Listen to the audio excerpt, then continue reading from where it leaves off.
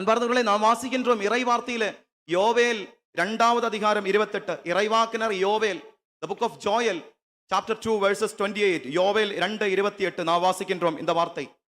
அதற்கு பின்பு நான் மாந்தர் யாவர் மேலும் என் ஆவியை பொழிந்தருள்வேன். நான் மாந்தர் யாவர் மேலும். தமிழில் மாந்தர் என்ற வார்த்தைக்கு என்ன அர்த்தம்? எல்லா மனிதர்களும், எல்லாரும். நிறைய பேருடைய சிந்தனை என்ன தெரியுமா?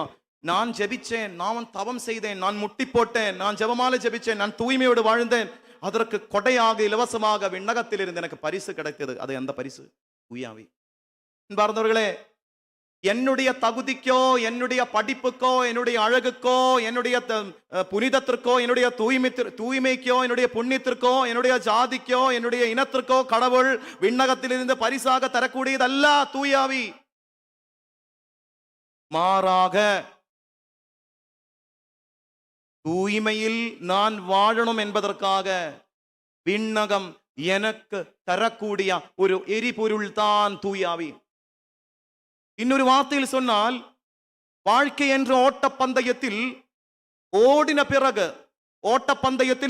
பிறகு அதனுடைய கடைசி எனக்கு வழங்கக்கூடிய ஒரு மெடலோ, ஒரு அவார்டோ, ஒரு ட்ரோஃபியோ அல்ல தூயாவி.